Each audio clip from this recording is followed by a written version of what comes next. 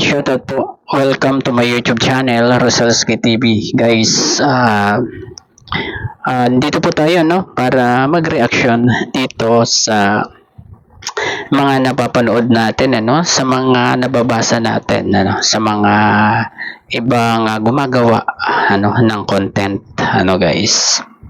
At ito ay tungkol dun sa mga share post ng ating Lady Beyonce, Kasi parang nakikita ko na parang nawawala na ng gana ang iba dahil dito sa mga sinishare post ng ating Lady Beyonce, dahil nabibigyan nila ng kaunting ng iba ng ibang interpretasyon itong mga share post na ito, tulad na lang nitong mga nakarang araw, guys, yung unang-una yung napapagod na siya, 'di ba?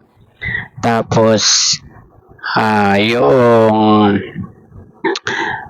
ito guys, natin sa thumbnail natin, yan yung mga share post ng ating Lady Beyonce.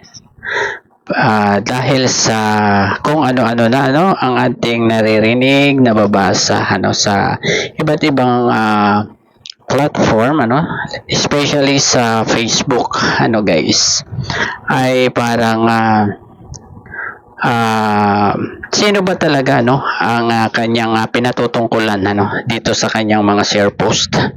Kasi merong nagsasabi na si Kalingap Edo raw, parang nahihirapan na raw itong si Lady Beyonce sa pakikitungo, yun ang sabi ng iba, guys. Pero sa ating mga EDC, guys, na solid guys, dito sa ating mga EDC na may tiwala sa kanilang dalawa, ay parang ini-ignore na lang natin yung mga ganyang mga share post dahil lang alam natin talaga ay okay naman silang dalawa, guys. At meron at tungkol naman doon sa hindi niya pagsama doon sa outing ni Kalingap Edo at ng mga beneficiary, ay siguro naman ay naiintindihan natin si Kalingap Edo na hindi talaga po pwede si Lady Beyonce dahil hindi raw niya beneficiary ito, tapos binablog pa ito ni Kalingap Rab, di ba? Parang suporta na rin kay Kalingap Rab yung sinasabi ni Kalingap Edo bilang paggalang, pagrespeto kay Kalingap Rab, dahil si Kalingap Rab ang nagbablog dito kay Lady Beyonce, guys. At ang sabi pa ng iba, guys, ay may nabasa ako na kung gusto raw ay maraming paraan, pwede raw namang ipaalam kay Kalingap Rab, pero pag ayaw ay maraming dahilan. Yun ang sinasabi ng iba, ng ating ibang nababasa diyan sa social media, guys, di ba? Although yun yung pagkakaalam nila, yun yung paniniwala nila, dahil hindi lubos ang kanilang tiwala kay Kalingap Edo, di ba, guys? Ewan natin kung bakit gano'n na lang na hindi sila lubos na nagtitiwala kay Kalingap Edo. Pero tayong mga solid Kalingap, solid Edo, at solid EDC, at solid sa dalawa, ay tayo'y naniniwala sa mga sinasabi nitong dalawa. At nang dahil nga doon ay talagang nag-comment pa itong ating Lady Beyonce sa live ni Kalingap JJ, di ba? Na kaya daw hindi siya sumama kasi may pasok siya kinabukasan. Alam naman natin na overnight yon, guys, at may pasok si Lady Beyonce kinabukasan, kaya hindi siya sumama, siguro ito ay nagpaalam naman kay Kalingap Edo, kaya yun ay naiintindihan naman. Kaya yan ay tanda, guys, na talagang nagkakaunawaan pa itong dalawa, guys, huwag nating bigyan ng ibang kahulugan yung mga sinishare post ng ating Lady Beyonce. Share post lang po yan, guys. Ibig sabihin, nagustuhan lang niya yung scenery niya. Hindi ibig sabihin doon na may pinapatungkulan siya, na guys. Parang hugot lang, 'di ba? Hindi naman ibig sabihin nun na si Kalingap Edo na yung kanyang pinatutungkulan doon sa kanyang mga share post, 'di ba? At ang alam natin diyan, guys, ay talagang hindi naman talaga sa kanya 'yon eh. Share lang niya.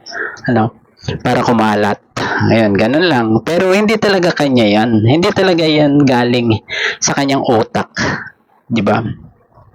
Kaya 'yun ay ang tandaan natin, guys, ay okay yung dalawa. Basta okay. Okay po sila. Ang abangan lang natin, guys, ay yung magiging second anniversary nilang dalawa, guys. Yun ang ating abangan. Dahil kaabang-abang yun, guys. At siguro doon na natin malalaman talaga kung ano ba talaga sila, 'di ba? Para maalis na rin yung mga issue dyan, di ba? Siguro titigil din yan, guys, tumahataw sila sa issue at gusto nila talagang paghiwalayin itong dalawa, pero hindi po yan matitinag ng basta-basta, guys. Tumagal nga sila ng 2 years, na nakadikit na dyan ang bashers, at alam naman natin kung saan ang gagaling itong mga bashers nito, 'di ba, guys? At ito ay galing sa mga ex ni Kalingap Edo. Guys, alam niyo yung ex na yan? Ex love team, ex sponsor, yan, mga ganyan yan, 'di ba, guys? Saka ex beneficiary. Yan, diyan galing yung mga nag-i-issue na yan na gustong matibag itong EDSI, pero sorry na lang sila, guys, 'di ba? Hindi sila magtatagumpay na buwagin itong dalawa, 'di ba, guys? Basta, guys, maniwala na lang tayo, maniwala na lang tayo kay Kalingap Edo, kay Beyonce, at sa mga nakapaligid sa kanila, like Kuya Jello, Kalingap JJ, Norman, yun yung mga may alam ko, saka itong si Kuya Jello, 'di ba, guys? Magtiwala na lang tayo sa kanila kasi sila yung malapit 'di ba? Sila yung malapit kay Kalingap Edo. Isa pa rito si Kuya JP Alibio, 'di ba, guys? Sa kanila na lang tayo maniwala. Wag na doon sa mga ginagawang kwento ng iba, Lalong-lalo na doon sa mga ginagawang kwento ng mga fake Kalingap page, 'di ba? Yung mga fake reactor, 'di ba? Merong mga ganyan, guys, na nagko-content ng taliwas sa mga nangyayari dito sa EDSI, guys. Wag tayong maniniwala sa kanila, 'di ba? Ang dapat nating paniwalaan ay yung mga malalapit kay Kalingap Edo at kay Beyonce, 'di ba, guys? Yung mga magulang ni Beyonce, kay si Kalingap Rab, 'di ba? Yung mga yan dapat diyan tayo maniwala, at diyan lang tayo manood sa kanila para hindi tayo na-stress, 'di ba? Okay ba, mga ka-EDSI diyan, yung mga solid EDSI? At ganoon na rin dapat itong mga nagiging liquid, guys. Huwag po nating alalahanin sila kasi okay na okay po ang EDSI, guys, 'di ba? Wala na pong makakapaghiwalay diyan. Talagang kung may nangyayari man na tampuhan, yan ganyan, 'di ba? Ay kayang-kaya nilang lutasin yan, guys, 'di ba? Isang C3 lang yan, okay na yan, 'di ba? Ayun, bago po tayo magtapos, pakisuportahan po muna ang ama ng Kalingap, Kuya Val Santos Matubang, Ate Edna Vlogs at Kalingap Rab. Basta, ayun, guys, tiwala. Tiwala lang po ang kailangan ng dalawa sa ating mga solid EDSI. Guys, huwag nating pairalin yung maniwala sa mga sabi-sabi. Maniwala tayo doon sa mga nakakasalamuha nung dalawa, like Kuya JP, Kuya Jello, Norman, at iba pang laging kasama ni Kalinga Edo or ni Beyonce. And guys, hanggang dito na lamang po. Bye-bye. God bless po sa lahat. Peace.